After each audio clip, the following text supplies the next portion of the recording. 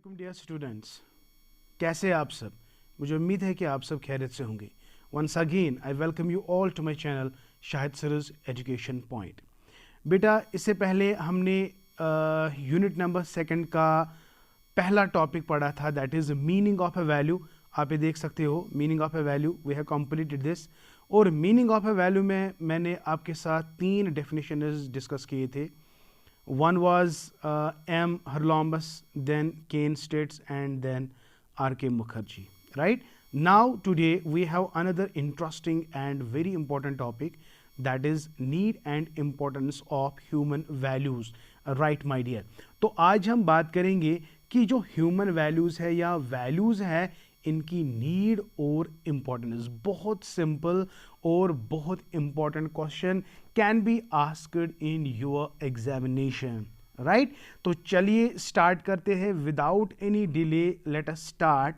What is need and importance of human values. देखो, human values बोलो या values आप जनरल टर्म इस्तेमाल कर सकते हो, ये ऑलरेडी हम पढ़ चुके हैं। तो यहाँ पे ह्यूमन वैल्यूज के बारे में थोड़ा बहुत हम आपको जानकारी देंगे कि जो ह्यूमन वैल्यूज़ है ये बेसिकली फंडामेंटल प्रिंसिपल्स या कुछ बिलीफ्स होते हैं जो हमारे ह्यूमन बिहेवियर को गाइड करते हैं।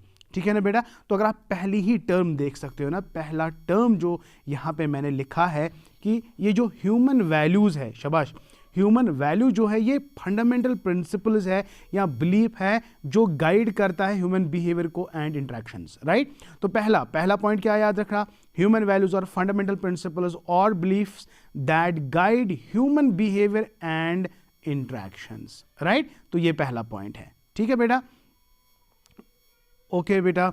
नाउ नेक्स्ट पॉइंट आप देख सकते हो, they serve as a moral compass. Very good, they serve as a moral compass and influence our decision, action and relationships. Right, अगर आप एक इंसान से बात करते हो ना, जब आप किसी इंसान से बात करते हो, बात करते करते आपको उस इंसान के बारे में पता चलता है कि भाई ये कितना इंपॉर्टेंट है। तो जब वो बात अच्छी तरीके से करता है, उसके कपड़े शपड़े एवरीथिंग एक्सटर्नल बिहेवियर जो भी उसका है ना, अगर वो सही ढंग का होगा ना, तो आपको उस इंसान का वैल्यू ऑटोमेटिकली पता चलेगा। लेकिन ये ज़रूरी नहीं है कि some values are inherent, some values are internal, they can not be recognized. Right, तो कुछ वैल्यूज़ इंटरनल होते हैं और कुछ वैल्यूज़ एक्सटर्नल होते हैं। ये आगे आपका एक टॉपिक है जिसमें हमें पढ़ना है types of values. Types of values external भी है, टाइप्स ऑफ वैल्यूज़ इंटरनल भी है, मॉरल वैल्यूज, स्पिरिचुअल वैल्यूज, जो सारी चीज़ें हम आपके साथ डिस्कस करेंगे। लेकिन अगर हम ह्यूमन वैल्यू की बात करेंगे, अभी मैंने एक पॉइंट क्या कहा, ये वो प्रिंसिपल्स है, बिलीफ्स है जो एक इंसान के बिहेवियर को डायरेक्ट करता है। ठीक है, ये हमारे मॉरल आर्म है, ये हमारी डिसीजंस, हमारी एक्शंस और हमारे रिलेशनशिप्स को भी इन्फ्लुएंस करता है। ठीक है, और जो ह्यूमन वैल्यूज़ है ये बहुत ही इंपॉर्टेंट रोल प्ले करता है कि एक इंसान को कैसे हम शेप करेंगे, यानी how we can shape the individual.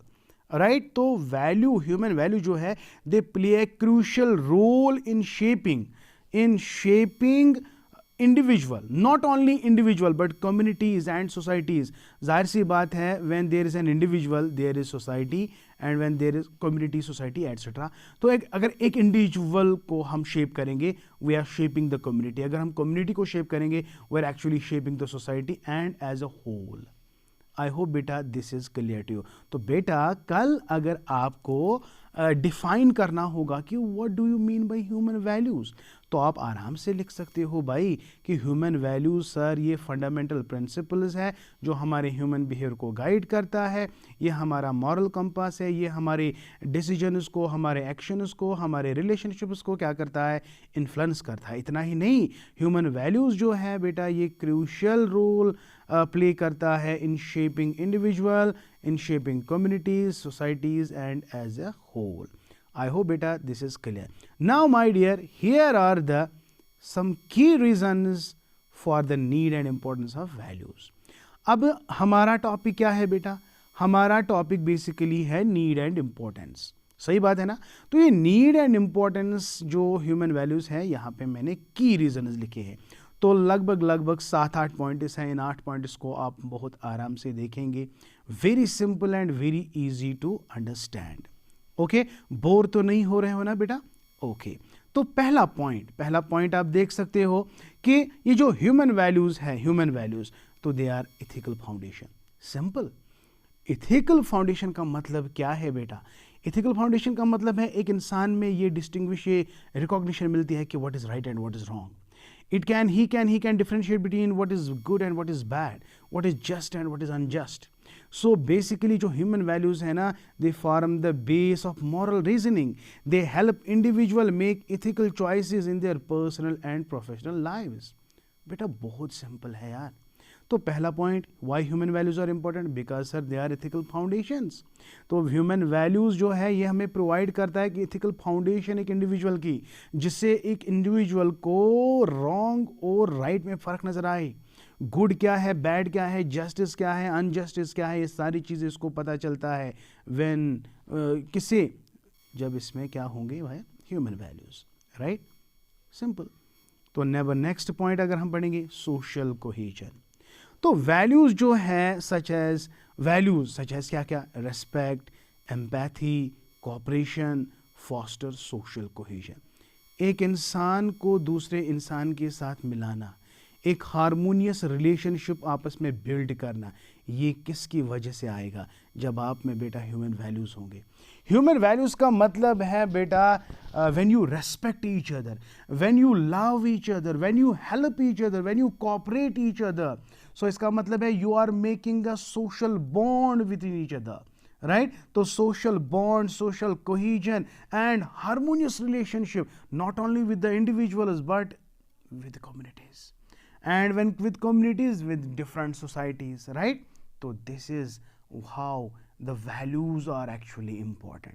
तो वैल्यू, सोशल वैल्यूज से क्या आ जाता है बेटा? सोशल बॉन्डिंग या सोशल कोहेजन। कोहेजन का मतलब क्या है?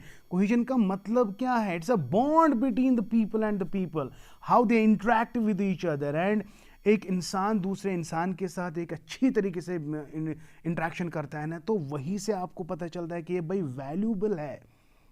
अगर इंसान में वैल्यू नहीं होंगे तो इंटरेक्शन नहीं होगा, जब इंटरेक्शन नहीं होगा तो बॉन्ड कैसे बनेगा, जब बॉन्ड नहीं बनेगा तो कम्युनिटी कैसे बनेगी, सोसाइटी कैसे बनेगा? समझ आ गया बेटा? तो सोशल कोहेजन हाँ ह्यूमन वैल्यू से आता है। सो व्हेन इंडिविजुअल, जब ये एक इंडिविजुअल इन वैल्यूज को ओवन करता है, वो एक ऐसा एटमॉस्फेयर क्रिएट करता है जिससे क्या डेवलप होता है? ट्रस्ट, अंडरस्टैंडिंग, कोऑपरेशन है। तो ये सारी चीज़ें इसमें आ जाता है। तो सिंपली यार ह्यूमन वैल्यू से एक सोशल बॉन्डिंग बनती है। चलिए भाई, तीसरा पॉइंट जो है इट इज़ पर्सनल डेवलपमेंट। बहुत सिंपल है यार, पर्सनल डेवलपमेंट। ह्यूमन वैल्यूज़ जो है इससे पर्सनल ग्रोथ इंसान में आ जाती है, पर्सन डेवलप हो जाता है। तो वैल्यूज़ क्या क्या? फॉर एग्जांपल एक इंसान में honesty, perseverance, self-discipline encourages individuals to strive for excellence, right? So when overcome challenges and fulfill their potential, they shape character, promote self-awareness, and guide individual towards a meaningful and purposeful life. तो ये जो बेटा human values होते हैं ना, ये basically एक इंसान को बनाते हैं, इंसान के पोटेंशियल को ये निखारते हैं। इंसान देखो, हर किसी इंसान में अपना अपना कैरेक्टर होता है, हर किसी इंसान में अपना अपना पोटेंशियल होता है, क्रिएटिविटी होती है, एक्सलेंस होती है। तो ह्यूमन वैल्यूज़ से ये और ज़्यादा डेवलप हो जाते हैं। तो लाइक ऑनेस्टी, प्रिजर्वेंस, सेल्फ डिसिप्लिन, ये सारी चीज़ें एक बंदे को ना एनकरेज करती हैं कि आपको कैसे एक्सलेंस के पीछे भागना है, कैसे आपको चैलेंजेस को ओवरकम करना है। हाँ, ये समझ आ गया? ये आपके कैरेक्टर को डेवलप करता है, ये आपको सेल्फ अंडरस्टैंडिंग में मदद देता है, आपको गाइड करता है कि आपको मदद देता है कि what is the purpose of the life. तो simple, personal development is one more character, personal development is one more need and importance of human values. I hope it is clear. Next point आप देख सकते हो, empathy and compassion. ये वाला point हम already discuss कर चुके हैं सोशल कोहेजन में। सोशल कोहेजन में compassion, love and empathy help each other to understand one is others problem as your own problem. तो देखिए भाई, एम्पैथी एंड कंपैशन का मतलब यहाँ पे क्या है। Value such as empathy and compassion एक इंडिविजुअल को एनेबल करता है to connect with others on deeper level. देखो, किसी इंसान को मदद करना सुपरफिशियल लेवल पे, किसी इंसान को मदद करना तब तक मदद करेंगे जब तक उसकी प्रॉब्लम को सॉल्व आप नहीं करोगे। तो when you help a person till the problem is solved, this is called empathy. समझ आ गया? अंडरस्टैंड करना उसके पर्सपेक्टिव को, उसकी पर्सपेक्टिव से देखना, हाँ, show kindness and support till the problem is solved. तो दैट मीन्स आप में ये ह्यूमन वैल्यूज इंपॉर्टेंट है, बिकॉज ये आप में एम्पैथी और कंपैशन डेवलप करती है। वो इंसान ही क्या है जिसमें लव ना हो, केयर ना हो, टाइम ना हो, है ना। मेरी नज़र से वो इंसान नहीं है। मेरे नज़र में वो इंसान के पास कोई वैल्यू नहीं है जिसके पास कॉन्सेप्ट ऑफ लव नहीं होगा, कॉन्सेप्ट ऑफ केयर नहीं होगा, कॉन्सेप्ट ऑफ टाइम नहीं होगा। हम आपके साथ बात करते हैं, इस वक्त हम आपको पढ़ा रहे हैं because I am providing the time. When I provide time, I care for you. जब मेरे पास ये दोनों चीज़ें होंगी ना, तो there is automatic generation of love. समझ आ गया? Is that clear? तो empathy and compassion is another term जो आपको ये मतलब अंडरस्टैंड कराने की कोशिश करता है कि how human values are actually important, right. Number next, human values आपको मदद देती है डिसीजन मेकिंग में। इस लाइन को पढ़ेंगे, अच्छे से पढ़ेंगे, बहुत सिंपल, बहुत इजी है। तो ह्यूमन वैल्यूज जो है वो प्रोवाइड फ्रेमवर्क करता है कि आप अपनी लाइफ में किस तरह से डिसाइड करोगे, डिसीजन कैसे लोगे, आप किस तरह अपने दूसरे इंडिविजुअल्स को हेल्प करोगे।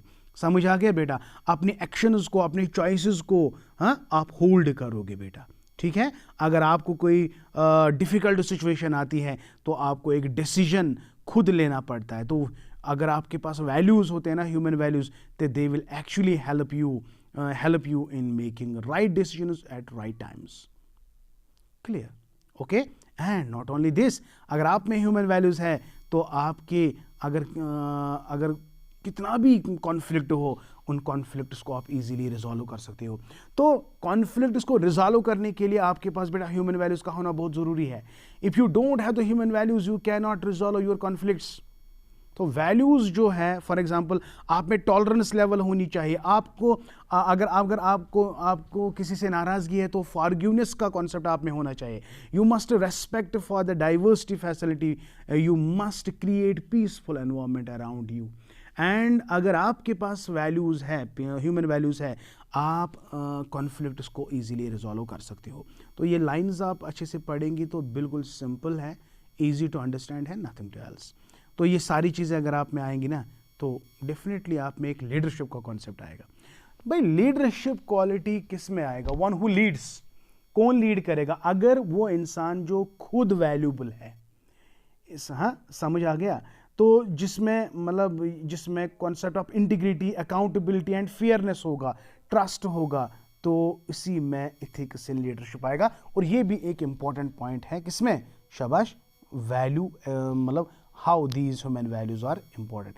इसी तरह बेटा लास्ट में it is sustainable development. So human values are very much related with or linked with the sustainable development, right? For example, environment, social justice, intergeneration equality, all these things, यानी जितने भी points मैंने बताए, इसी से तो sustainable development possible है बेटा, ठीक। तो कंक्लूजन में आप क्या लिखोगे? ह्यूमन वैल्यूज जो है, कंक्लूजन पॉइंट जो है, जो ह्यूमन वैल्यूज है, are essential for personal growth, social cohesion, ethical decision making, creating a just sustainable society, ठीक। आई होप बेटा आपको ये बहुत अच्छे से समझ आ गया, ठीक। अगर आपको बहुत अच्छे से समझ आता है ना, तो इसको लाइक ज़रूर कर लेना, और अगर आपको वाकई पसंद है तो कमेंट सेक्शन में ज़रूर बता दीजिएगा। Thank you, may Allah bless you and keep always learning.